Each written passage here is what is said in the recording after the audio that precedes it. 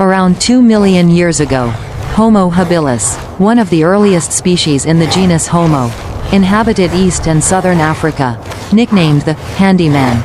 They were our ancestors.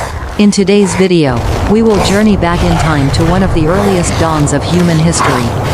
Follow us here at Homo habilis History Hub as we begin this extraordinary journey, a story of our ancestors' great migration.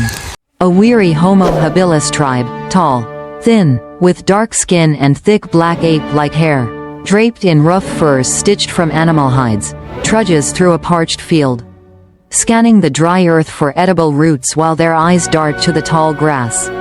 Wary of hidden predators, leading the way, an elder male Homo habilis moves with purpose, his wobbly bipedal steps steadying as he sniffs the air for danger. While the other men trail close, hands hovering over the wooden sticks they've carved for fending off small beasts. The men veer into a dusty dirt field, their bare feet kicking up clouds of soil with each step, and they pause occasionally to press an ear to the ground, listening for the faint trickle of water or the rustle of underground tubers.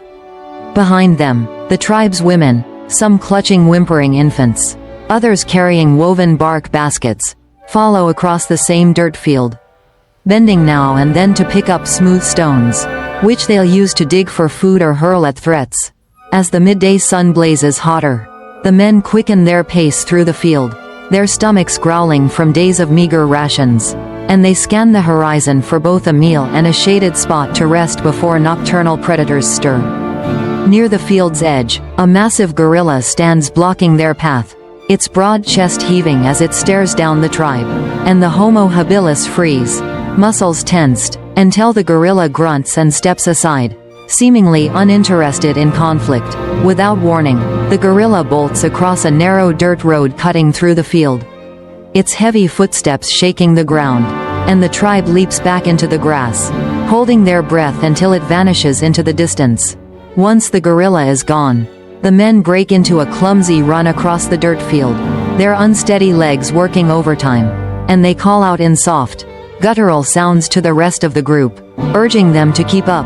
A troop of chattering monkeys marches down the same dirt road, swinging from low branches and tossing small sticks, and the tribe halts, letting them pass. They've learned monkeys' presence means no large predators are nearby. The field gradually fades into a sun-scorched desert, and the entire tribe breaks into a slow, labored run, their throats dry and lips cracked, as they scan the endless sand for any glint of water. They spot a sparse patch of green in the desert, a field of thin, wiry grass, and they run toward it, their primitive furs caked in dust, hoping the vegetation signals a water source nearby.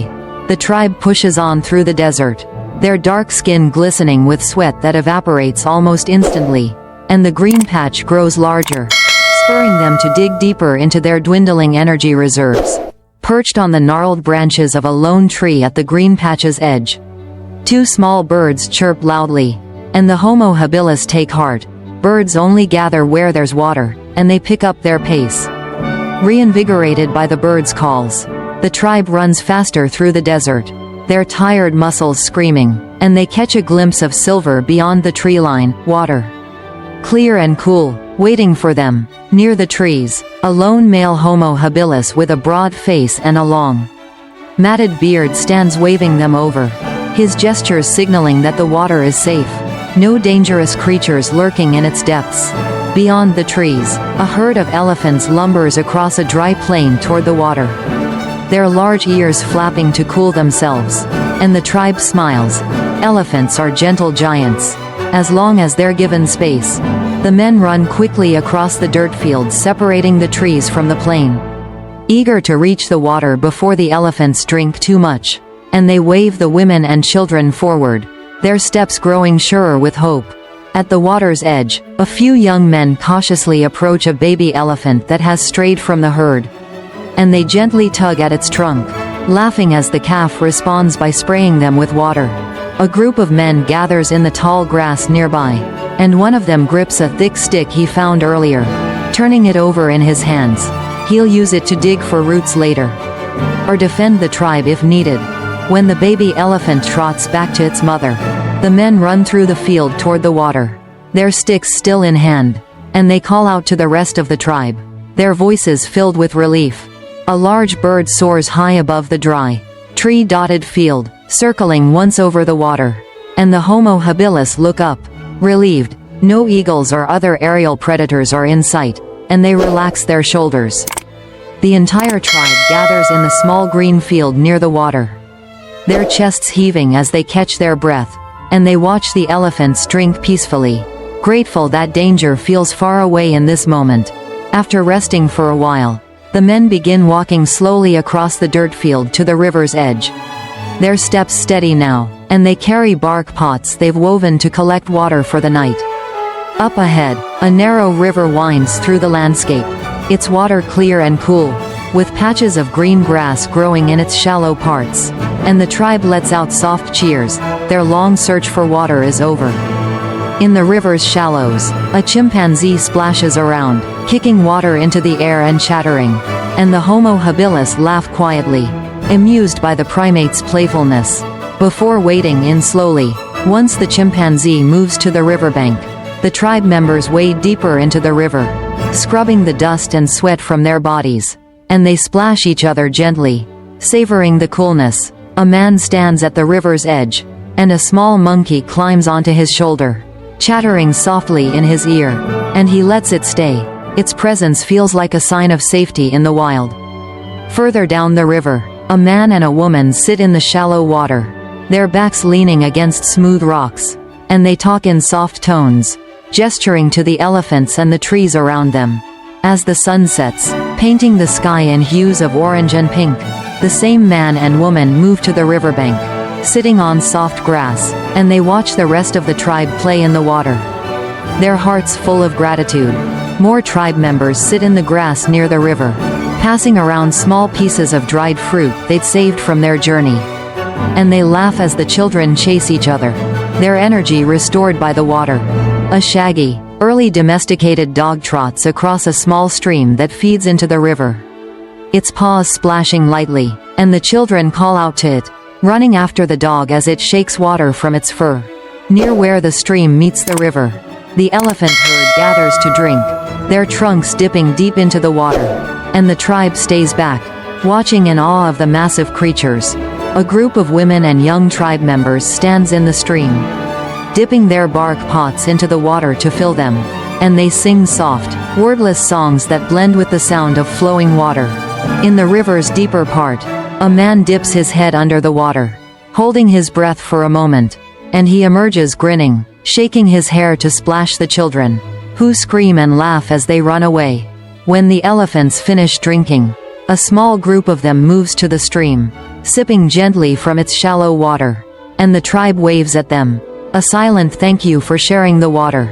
3 young elephants splash in the river's deeper section, spraying water with their trunks and chasing each other, and the tribe pauses to watch, smiling at their playful energy as the sun dips lower. Near a large tree by the river, the shaggy dog swims in the water, chasing small fish that dart between its paws, and the men cheer it on, hoping it catches one to add to their meager food supply.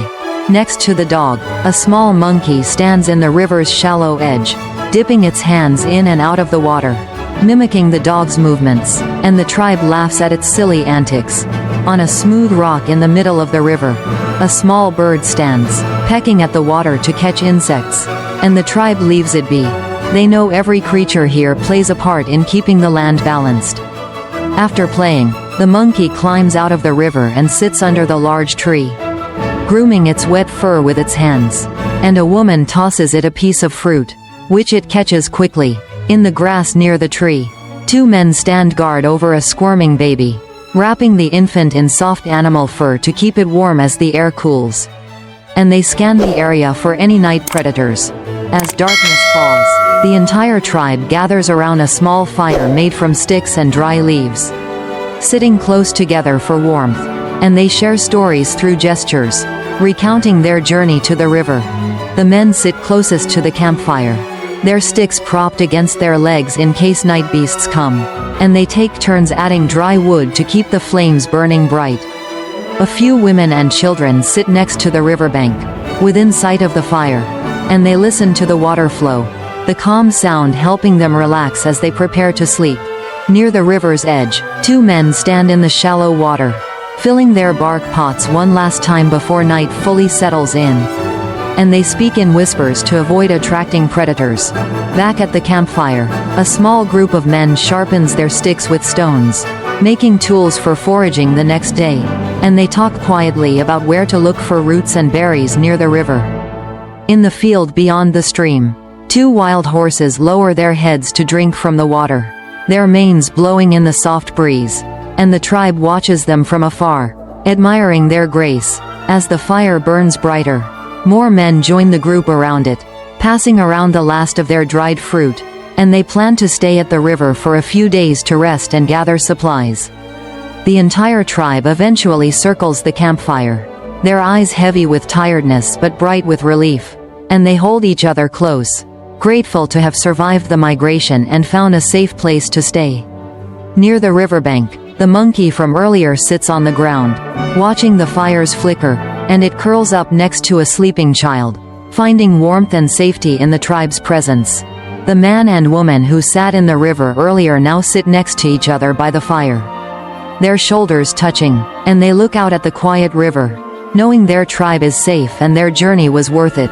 The small stream continues to flow through the grassy field, its water clear and steady, and it reflects the fire's light, casting a warm glow over the tribe's temporary home.